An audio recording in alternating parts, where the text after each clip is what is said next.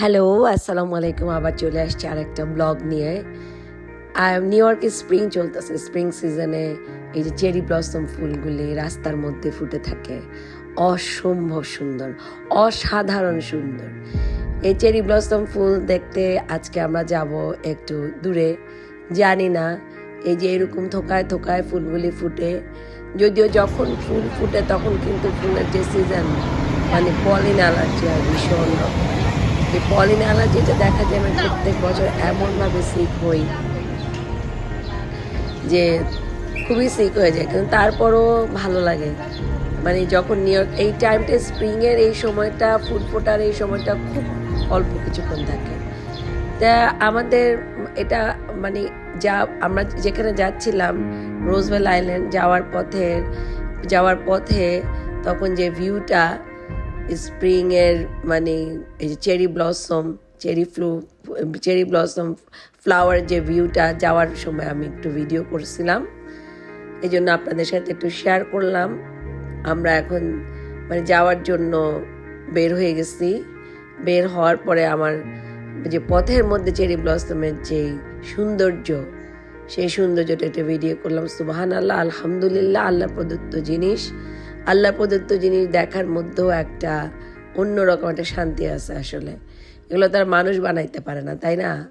কি সুন্দর ফুল স্প্রিংয়ের সময়, মানে নিউ ইয়র্ক আসলে সামার আর স্প্রিংয়ের সময় দেখার মতো থাকে। চেরি ব্লসম, টিউলিপ, তারপরে এই যে বিভিন্ন রঙের খেলা।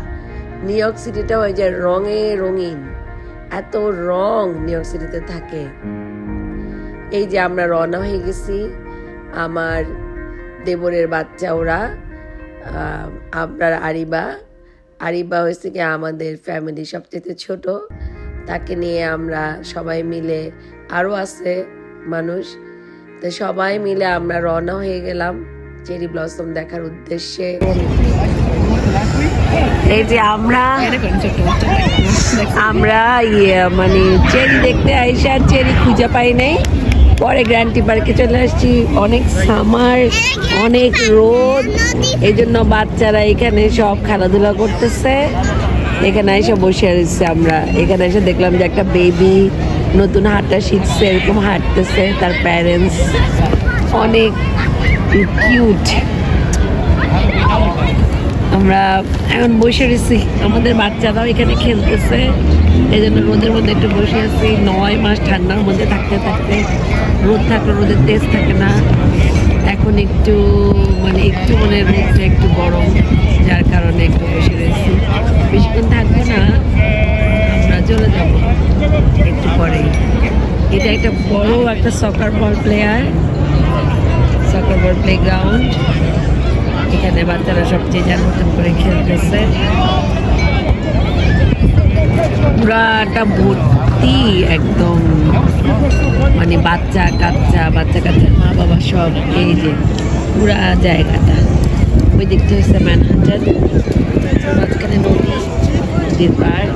এটা গ্র্যান্টি পার্কের আরেকটা সাইড। আমরা এই সাইডটাতে চলে আসছি। খুব মজা করতেছে বাচ্চারা।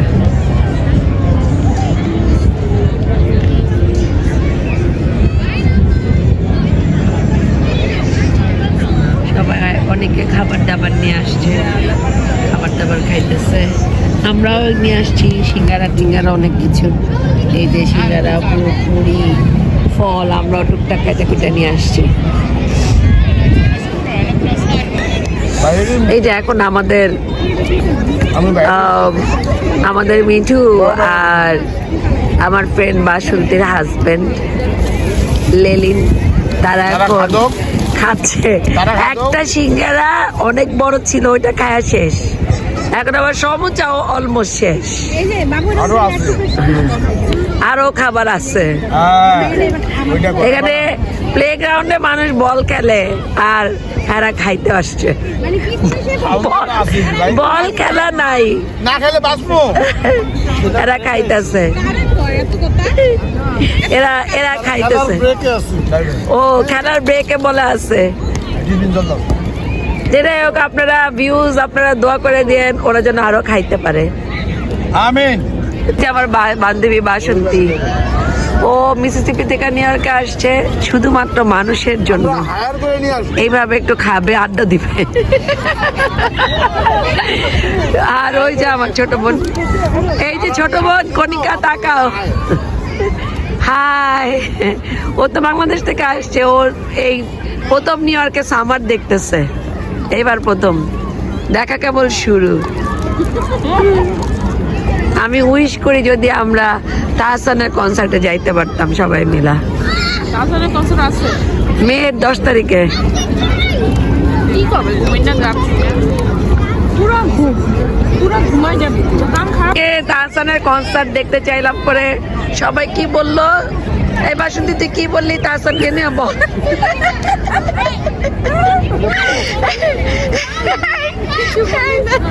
ওইসে তাহসানের গান, ঘুমাই না গান দেখে কি করবি, ঘুমাই যাবি। আর একজন বলছে এটা তাহসানের শ্বশুর বাড়ি আইতাছে, একটু কটা পয়সা কামাইবো, ওদিকে ওকে হায়ার করে আনতেছে। লেলিন তুমি বলো কিছু। না, নো কমেন্টস, কারণ ও দেখতে সুন্দর তো, হ্যাঁ, এর জন্য মেয়েরা হুদাই ওর ওরাই দেখে আর কি। হুদাই। যাই হোক, তাহসানকে নিয়ে কথাবার্তা হইলো, আমাদের এখানে কনসার্ট হবে তাহসানে, সেটা নিয়ে কথাবার্তা চললো, কতক্ষণ কথাবার্তা বললাম। এখন আমরা মুড়ি মাখাইছি, চানাচুর মাখাইছি, খাবো, কিন্তু চামচ নিয়ে আসতে ভুলে গেছিলাম, এই জন্য কাগজ দিয়ে চামচ বানানো হয়েছে, যে আমি চানাচুর ভর্তাটা খাবো কাগজের চামচ দিয়ে। আপনারা এরকম, এখন নাকি ঢাকাতে, আজকে 7-8 বছর দেশে যাই না, এজন্য জানি না, ঢাকাতে নাকি এখন কাগজের চামচ দেওয়া হয়, তা ওইটারই কপি করা হয়েছে আর কি। আমরা এখন নিউ ইয়র্কে কাগজ, হঠাৎ করেই দেখলাম আমাদের রানা চলে আসছে, হঠাৎ করেই জয়েন হয়েছে আমাদের সাথে।